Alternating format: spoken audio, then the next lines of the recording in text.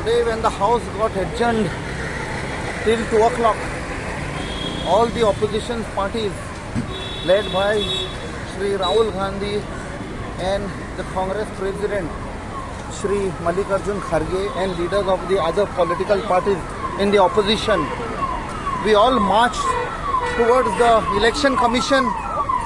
However, we were stopped by the police and then we were taken to the Deputy Commissioner's office. We were told that they are going to take a delegation of 30 MPs, 30 leaders to the election commission. However, they lied. They instead took us to the Deputy Commissioner's office. We have just been released.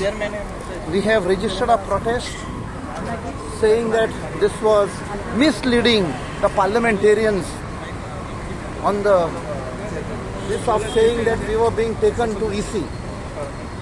We are proceeding now for the session post lunch and we will continue our agitation till the election commission, which has been exposed in a huge fraud, they are brought for some action as per the laid down procedures.